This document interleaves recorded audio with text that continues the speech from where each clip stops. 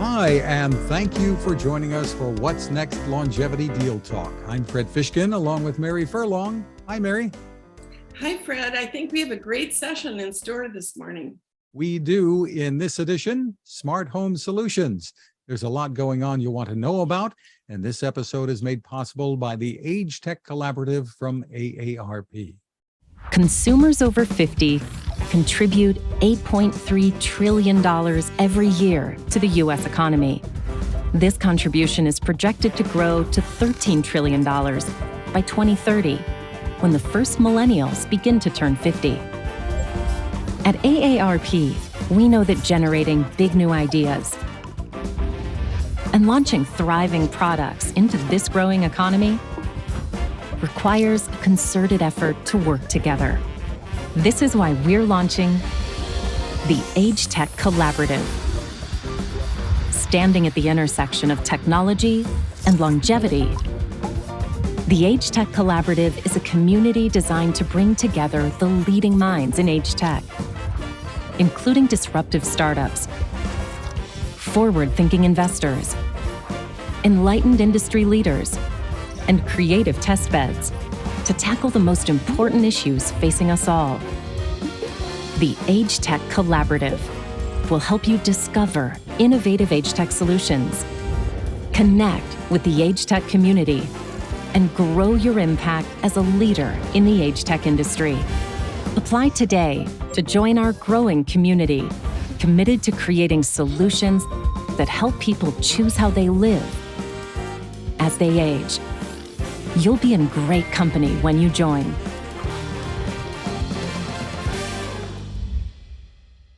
Mary, when it comes to smart home solutions, the competition is intense. As we saw earlier this month when AARP and agency held a Smart Home Innovation for 50 Plus pitch event. And joining us today are Rick Robinson, VP of Startup Engagement, AARP Innovation Labs. Hi, Rick. Hey, how are you? Hi, Fred. Hi, Mary. Thanks for having me. Also, Tyler Thompson, Managing Partner, Second Century Ventures. Thanks for taking the time, Tyler. Thanks, guys. And Scott Moody, co-founder and CEO of K4 Connect, a Second Century venture company. Hi, Scott. Hey there. Great to be here. Also with us is the winner of the 50 Plus pitch event, Livindi and CEO Dave Watkins. Hi, Dave, and congratulations. Thank you very much, Fred, and thank you, Mary, for having me, and the Age Tech Collaborative for sponsoring us. Yes, it's very exciting to be part of that. So let's start with an overview of the market when it comes to smart home solutions for older adults. How big are the opportunities? And no one better to weigh in on this than Rick Robinson. Rick, tell us your thoughts at the AARP Innovation Lab and the Age Tech Collaborative. Thanks, Mary. So we obviously see this as an enormous opportunity for entrepreneurs because the market is over 100 million people. So our research indicate that 77% of adults over 50 want to remain in their home. And so that is a giant addressable market. However, so many of them don't have the technology or the ability to, say, pay for caregivers to allow them to safely and confidently stay in their homes for, the rest of their lives.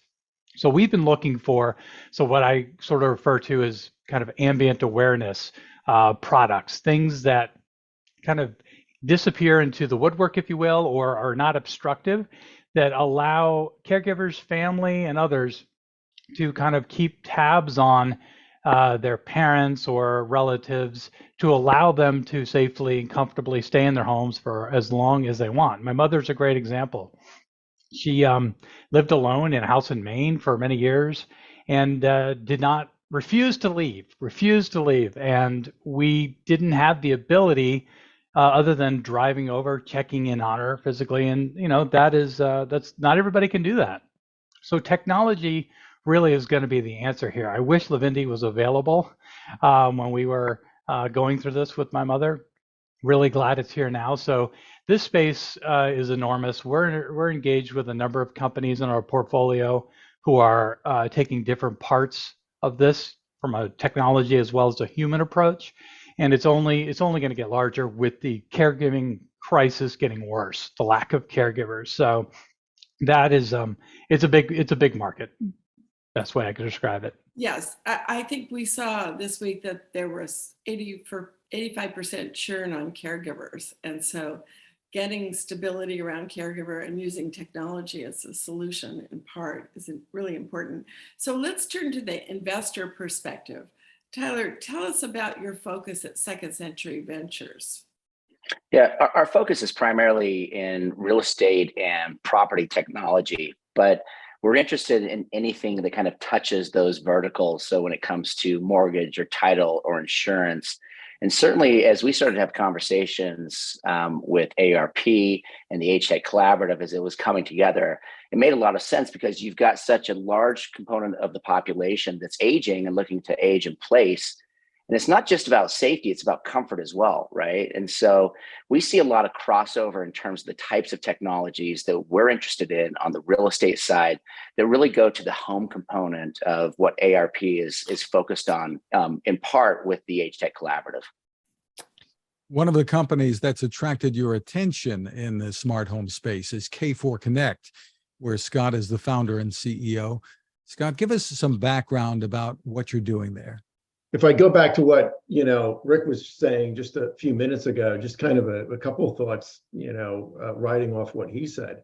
One, I think for an entrepreneur, right, it's a great market because it's actually far bigger than 100 million. If you look at, worldwide population, it's significant. I mean, here in the US, you have like, I think these numbers might be slightly off, but, we're at like 13%, are over the age of 65, and that's growing to like 23 over the next 20 years. In places like Japan and some places in Europe and other places in Asia, it's going from 23% now to like 40%, right, over the next 20 years. So it's really a tremendous kind of global market. The other thing, two other things. One, and really what we do is, right, Rick talked about all these various technologies that they're looking at and a lot of opportunity there. The challenge is, I mean, the idea of technology for older adults is not new. People have been talking about it for, 10 years. The issue is there's a lot of different technologies, probably thousands of technologies that could go to serve the people that we serve, right? So such as the things that Livindi does and many others. The challenge, of course, is they're all disparate, right? And so, is your mom really going to use 42 different technologies to try to live her life? And then you're trying to manage those and, so on and so forth. And the other side of that, right, is I always, you talk about putting sensors I always think of the commercial, right? Put sensors in mom's home, right? And then monitor her. Well, I joke, right? Roughly the age of 2, everybody stops like being monitored, and it doesn't change when they're 82.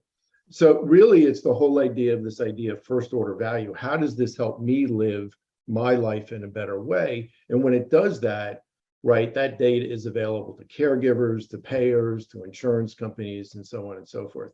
So really what we do is a software system, right, that is basically acts as an operating system where it integrates all these disparate technologies. We call it Fusion OS operating system, right, into a single system. So that can be everything from a lot of home automation and wellness products, but also apps and services and things like EHR and POS, and it brings that all into one system. So, Rick's mom would have been using she thinks she's using one technology, but in fact, right, she's using products from 100 different companies. And then the other side of that, all that data comes into what we call Fusion DL, data lake, right? And so all of that data now can be used, right, to improve the lives of those we serve. And so that's really what we do. K4 Connect provides, right, these technologies, which we wrap in 2 different products, K4 Community for senior living and K4 Home Care for people living in their own homes. So. Well, it's great that you're coming up with a solution that makes it easy, and you're right about the length of time. I think it's over 30 years ago that I started SeniorNet. So that was like a very early version, but the technology keeps changing. So we need to stay on top of the technology as it changes. So congratulations, Scott, on all you've accomplished, and also the wonderful investors you've attracted. So Rick, we want to turn to you and talk about the winner of the Smart Home competition for Fast Pitch. So why don't you tell us about the competition and introduce us to the winner? Yeah, so we run pitch competitions throughout the year. I think we're up to maybe 8. 4 of them are themed, and then we have open mic nights. It's just a way for us to source what we hope are the best, most modern, forward-thinking startups in these categories. So we run these competitions. The Smart Home one was last week, I believe, and we had 7 companies pitching. And as we know now, Dave came out and Livindi came out as our winner. I'm very happy to kind of move forward. The way we operate is we have our pitch competitions. Some of those companies get selected or invited to come into our accelerator, and then they, after that, graduate into the AgeTech Collaborative ecosystem. So very happy to be able to announce that. And the winner, of course, of your competition last week was Dave Watkins at Livindi. Give us some background about your company, Dave. Oh, thank you so much for having me again, Fred. So I'm so excited to tell you about what we do. We really have targeted a whole ecosystem in basically providing that glue that Scott had talked about, which is how do you bring all of this stuff together so people can just buy it off the shelf and just use it. And so we have a simple package that consists of technology and services. The older adult will receive that package. It's pre-configured. It's basically all connected to the internet. They don't have to worry about it. They just turn it on. And they're able to just tap a face and basically engage in a closed caption call with people, right? And just engage in with if they need services, you name it. They can send pictures. Family can participate in the picture sharing. And then these sensors, we have a set of sensors that literally stick throughout the house. People literally put them in walls, and what they do is they capture information, because people don't like wearing wearables. Just as Scott said, they don't like to think about things. They don't want to be monitored, and so all of that information just kind of is there, and it's in the background, so they can be, if they fall or things happen or there are different patterns that might exist and change, people can get ahead of it proactively, and that data is analyzed by our artificial intelligence. And we also have things like biometrics, so blood pressure cuffs and bed sensors that'll keep track of people's sleeping patterns, and it helps us understand, are they healthy? Is their respiration correct? Is their heart rate increasing, or are there other underlying physical issues that might be happening inside an environment? And for service providers, this helps people who are dealing with all those staffing shortages out there, and it's a nice closed network too, which helps from the proprietary, basically helps with things like fraud detection.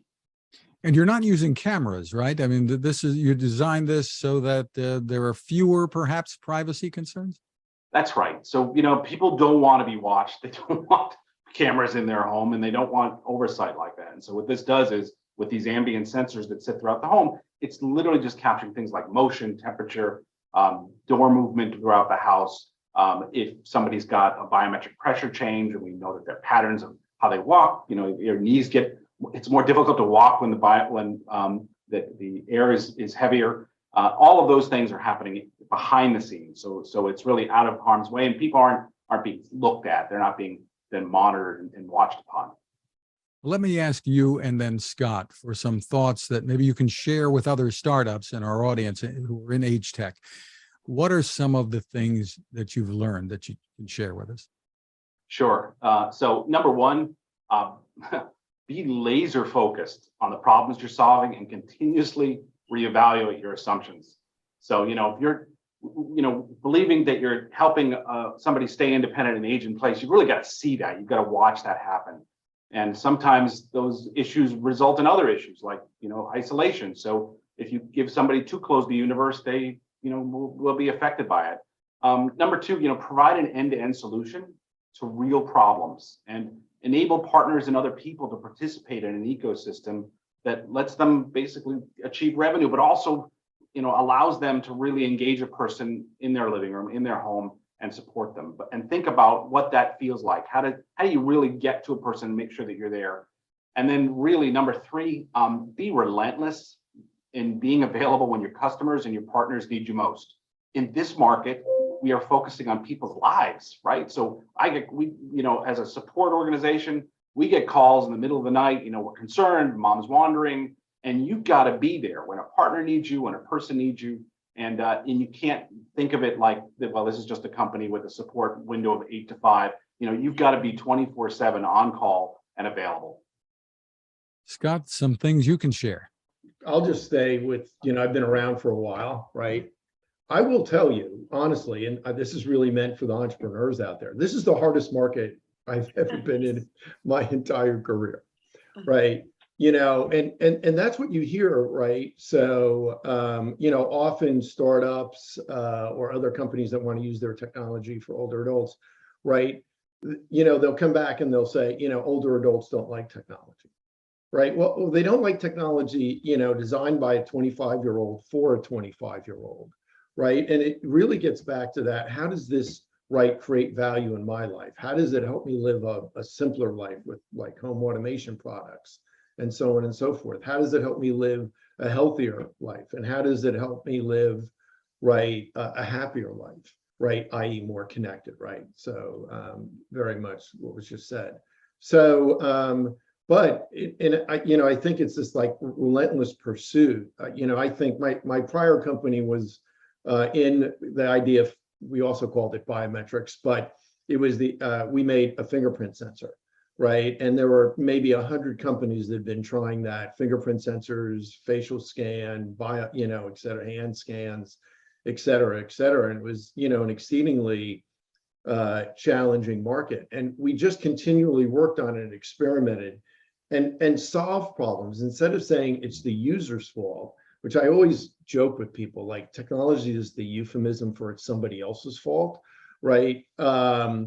Is right, how do you design around that? So when that company was eventually, we went public and it was eventually acquired by Apple, and it's now the Touch ID, right? We worked exceedingly hard on trying to figure out why didn't that person's finger work, right? And so, we really had a completely different approach. In the end of the day, we ended up, that kind of drive toward innovation, right, meant that when we were acquired, we had 230 patents.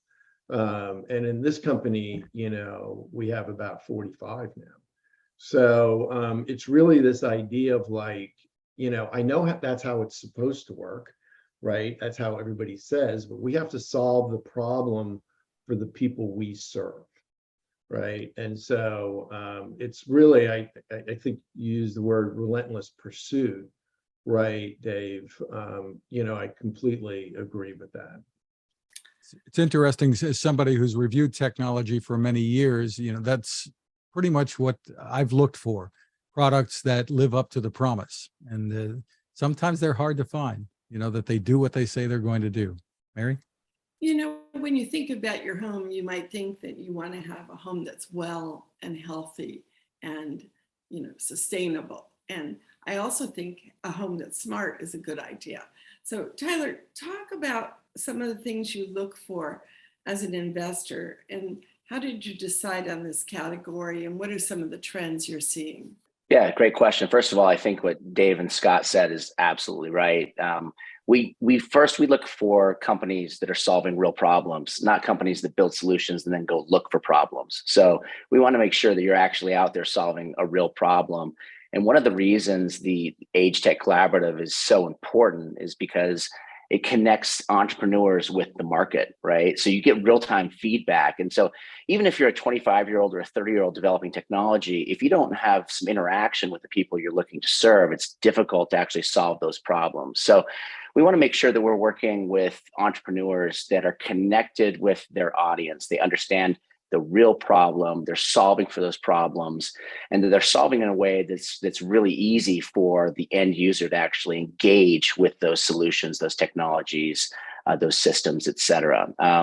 We, as investors in real estate and kind of everything that touches real estate, obviously regardless of the age of the population, people have to live somewhere, people have to recreate somewhere, people have to work somewhere, et cetera. And so really making sure that all of those places are smart and livable, and evolving with the way that people are evolving.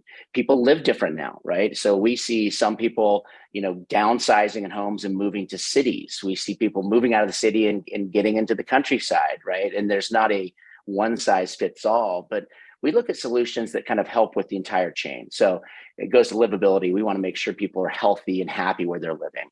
We invest in companies that make it really easy to retrofit a home to make sure that you have a sustainable home.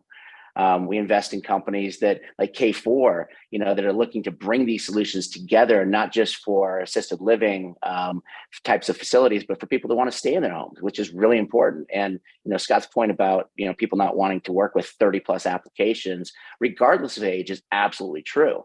And so making, a single dashboard or a single point of location where someone can access those technologies is important.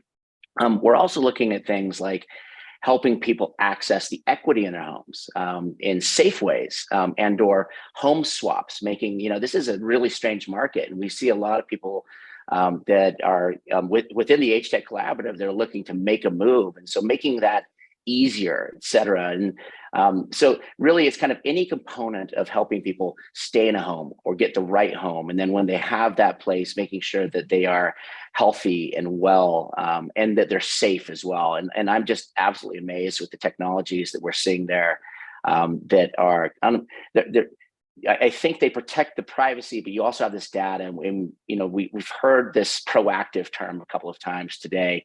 We love data. But data is only good if you can actually use it, digest it, and understand it and use it immediately, right? So when we work reactively, that's tough. We're kind of behind the ball. And so I love the fact that we're getting data faster, that we understand it better in kind of real time, and that we're able to actually act on what we're seeing there. And that's both for the individual that we're looking at, but also for a population or a group of people. And so that certainly helps our technologists be better. There are plenty of people that are really incredible entrepreneurs that are innovating in this space, and so this is going to be an exciting time. And again, it's one of the reasons that Second Century Ventures and our accelerator, which is Reach, is so excited about our relationship with AARP and the H Tech Collaborative. Many of the companies that are in tech really are trying to collect data on you, right? So they can either sell you something, right, or in essence sell you, i.e., the data representing you. And I think, when there's people like Dave and myself, right, we're looking, and the companies that are really focused on serving this demographic are looking at that data, right, to allow, is to improve the lives of those we serve, right? And part of that is by allowing the caregivers to be more efficient, because we all know there's not enough caregivers in the world, right? And so I think there's a different perspective, right, for those that are kind of in normal consumer tech, right, where they're trying to get the data so they can, sell it to somebody, right, versus, companies like Dave and my own that are looking to use the data to improve the lives, right, of those we have a mission to serve. Yeah, And I want to follow. Difference. I wanted to follow up on that, Scott, and maybe you can talk a little bit more about it. At the heart of this really are solutions, smart home solutions that can really change lives, empowering older adults to live independently. You started out talking about that from the very start. Tell us what your thoughts are in the real world. What is happening? How is this technology helping to change lives? Yeah, I mean, so first off, it's just the whole idea of, all the technologies that we wrap up. Now, one thing that we do is, just as an aside, right, is we're not a direct to consumer company, right? What we do is really focus on enterprise solutions.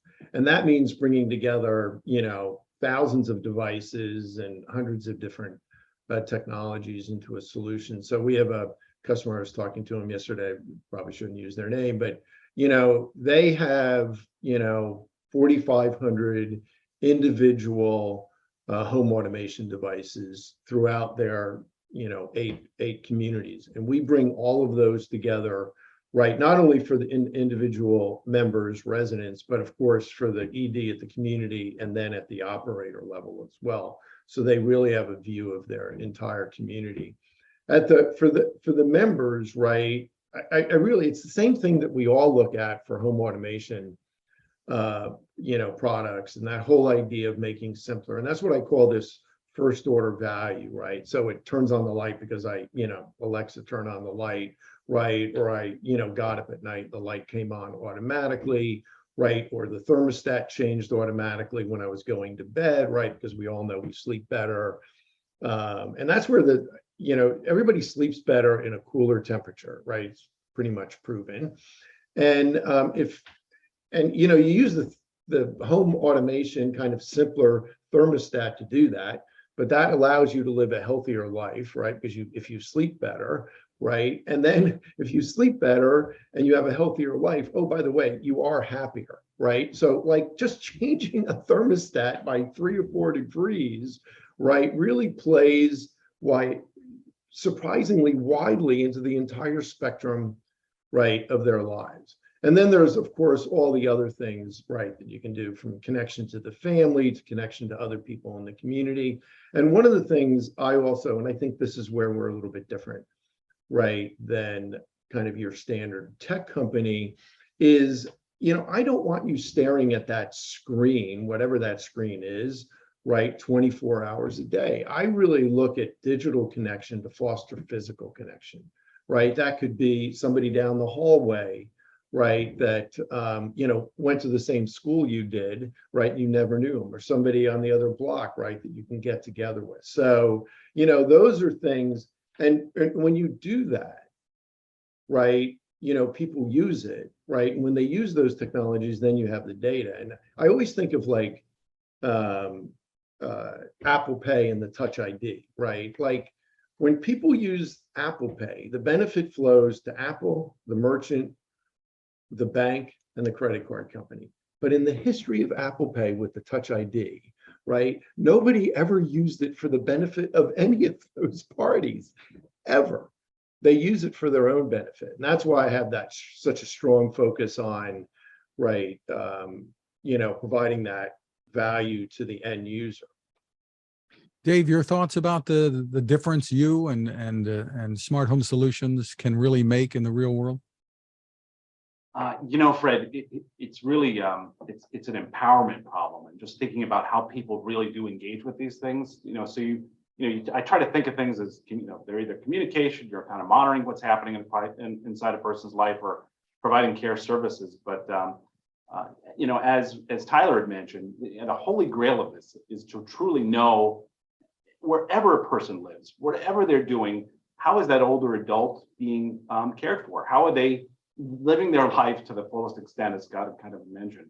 I think technology just doesn't only support the older adult, but it can be used to help the people in the organizations that actually care for them. So, you've got all of those unpaid care hours per week by employees who actually have this caregiving responsibility. And that's just a huge market opportunity for organizations on the B2B to C level. But technology can really help minimize that caregivers, that participants' costs, their healthcare costs in general, because they're all suffering from having to provide services on behalf of aging adults, and aging adults struggle because they're trying to figure out how to get help without being a burden on other people. But it can change lives, and it allows people to connect with their families and avoid being isolated. They can basically stay out of long-term settings, skilled nursing facilities, and acute situations. But if they need to go in it, they can go in just in time or participate on, with a certain level of frequency. But caregivers, they've got to balance work and duties and communicate, and employers are trying to work with them, the self-insured employees, and the home care and senior living businesses. Well, most of them are trying to figure out how to differentiate themselves and deliver more virtualized services, kind of beyond their own organizations. But they are struggling right now with staffing shortages, and so technology can really help them with any, if they're in a staffing shortage situation, to be able to provide services and support the older adults and their adult children when they need it. And in the future, really, there's not going to be enough caregivers to support people wanting to live in their own homes, and families typically use caregivers to supplement their own responsibilities. And I think that the figures by 2029, we're supposed to double the amount of people that are needed to be cared for. And the middle market will probably struggle the most. So, that the doubling in size will, affect their ability to afford anything. And who can afford a 24/7 live-in in their home? So, technology enables some of that to happen. And older adults who live in rural geographical areas, they're just difficult to support for any organization, for any industry that's trying to provide for it. So, you really have to think way beyond just, I've got a physical boundary and walls of the real estate that I'm in, and look way beyond that and say, how do you really reach out to wherever somebody might be and where they transition in and out of things like hospital stays and nursing facilities and back into homes. Just how do you do that with limited support? And technology is really the enabler to make all that happen. And I'm just happy to be part of that solution and providing that to the marketplace. We just both spoke of the end user, right? And we spoke about the caregiver, right? And what we do to support, both those demographics and groups of people. But the truth of the matter is we have a giant societal issue, right? And that, no matter what, like people, all 100% of older adults can ill afford to move into senior living communities or assisted living communities.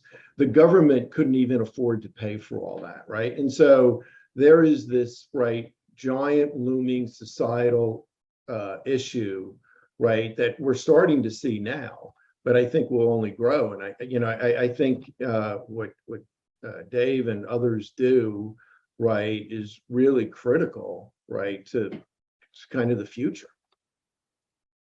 I think you're absolutely right about that. And, the PACE programs, are caring for a lot of people. So the government's going to need to look at these technology solutions, and they are doing that. So, and it is a global issue. It's not just a US issue. So Tyler, I like the breadth of your investment thesis, touching on the financial and the smart technology at home. As you look at these investments, do you think they really can change lives? Yeah, absolutely. And we see a number of things. There was a kind of a bad word in the industry in the past, which was the reverse mortgage, right? And there were some predatory things with that. And so people shy away from that. But the fact is, for most individuals that are homeowners, the bulk of their wealth is tied up in their home. And so being able to have some sort of equity release the right way, in a regulated way, is a great option. People are living longer than they ever anticipated, right? And so we're looking at 401ks and savings, and people are ill prepared to actually live as long as we're living now. And so being able to have the flexibility to have equity release in homes is really important. The other thing I mentioned is the ability to change homes in a simpler manner. And so we've got companies that engage in something called the home swap, which is they allow you to buy your next home before you sell your existing home. So you're not worried that I'm going to sell and I'm going to wait and whatever it might be. And then there's a guaranteed sale of the home as well that comes in conjunction with that. And we're able to do that through some of the iBuying technologies that are out there, et cetera. Those things are really important. The other thing that we're seeing, even with the aging population, certainly something that's a problem for millennials, is just becoming a homeowner, period. There are a lot of people that have lived in cities that have been renters their entire lives that aren't prepared to own a home of any size. And so we also invest in companies that really help renters, one, rent the right type of property, but also on the journey to become a buyer and getting prepared to become a buyer. And so absolutely, our LP in our fund is the National Association of Realtors. And so home ownership is obviously kind of the goal of making sure that people have access to fair and equitable housing, et cetera. And so we take that very seriously. I do believe that helping people find the right place to live, whether they're a renter or an owner, absolutely changes lives. And again, the way that people are living is changing. And it's not a one size fits all. We see people moving into walking communities, moving into the city, et cetera, kind of into urban settings, and the livability is really important. And we see people moving out of cities, kind of into the suburbs and beyond, and having access there is also important. So we have a number of solutions that kind of tackle the financial component of being a renter or a buyer. And then once you own a property, your options in terms of what that looks like, whether it's equity release and or some sort of home swap option.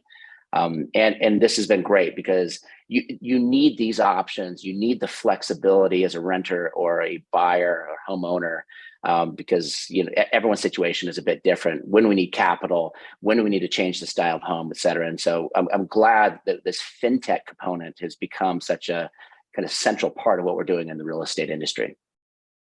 It's exciting innovation. And Rick, really, this is the mission you're on. So final thoughts from you. Yeah, I mean, thanks for Scott, Dave, and Tyler taking my talking points. It's awesome. What we're trying to do with the Age Tech Collaborative is bring together great entrepreneurs, investors, enterprises, test beds, all together in one space, in one platform, to the benefit of one another. We want to be sort of a flywheel for success in this space. And Scott's right. It's a tough market, but I think it's getting easier. I mean, thanks to the roots of this with you, Mary, 30 years ago. Finally, I think I'm fairly new to this, but in the short time I've been involved, I've seen there's more and more both investors as well as entrepreneurs waking up to the opportunity, because there is a huge financial opportunity, and that's great because the end result will be better products and solutions for consumers over 50. So we're here to help sort of all ships rise, we hope. And if someone's listening to this and is interested in taking advantage of the opportunities in the age tech space, if you're an entrepreneur, if you're an enterprise, what have you, not an advertisement, but an advertisement, go to agetechcollaborative.org and take a look. And we'd love to talk to you. Well, let's get more information from everybody about where people can go to for more information about what you're doing. Tyler? Yeah, you can go to nar/reach.com or scv.vc, and we're around. Certainly, you can get in touch with us through the Age Tech Collaborative as well. Terrific. Scott? It's our website, K4, and that's the number 4, connect.com, all one word, K4 Connect, one word.com. And then, of course, people should feel free to email me as well if they're interested in anything specific. And that's, simple, just scott@k4connect.com. Dave? Rick, Mary, and Fred, thank you. Please keep doing what you do. It helps our business and helps our market grow and makes people aware of all the solutions that are out there. You can find us at our website, www.livindi.com. You can email us at info@livindi.com and then dial 877-LIVINDI. Well, this has been a wonderful session. And Rick, I think you're right about the timing and the momentum. I've never seen more momentum in the market as I have this year. And so it's exciting. And it was good you had the collaborative design last year. So now it's in place to capture all the deal flow. Absolutely. So, congratulations once again. It's great to have all of you here. Before we go, Mary, there's some news on the deal front we want to mention. That's what we're all about. Amazon has been busy. There's the $1.7 billion bid to buy iRobot, maker of the Roomba. That followed the plan announced last month to buy One Medical, a telehealth and primary care service, for $3.9 billion. A lot of money here. And Insider.com is reporting that Amazon is also planning to add mental health services to its portfolio. It says a partnership with Ginger is in the works. And no doubt there's more to come, especially in healthcare. Amazon has also announced it's planning a new contest for developing new Alexa skills for older adults. I think they've said developers will be able to compete for more than $45,000 in prizes. There's more info on that to come. Meanwhile, our friends at the Consumer Technology Association Foundation have announced that they've awarded $475,000 in grants to 28 nonprofits and universities with the focus on helping older adults and people with disabilities. Yes, our good friend Steve Ewell and the CTA Foundation are doing amazing work as well. It's very exciting, Fred. There's a lot of momentum in the market. It's very timely that we started this podcast. Right, and we really appreciate all of our guests today. And we want to thank the AARP Age Tech Collaborative for making this edition possible. Remember, you can always find us and also the What's Next Living Longer, Better, Smarter podcast at maryfurlong.com/podcast.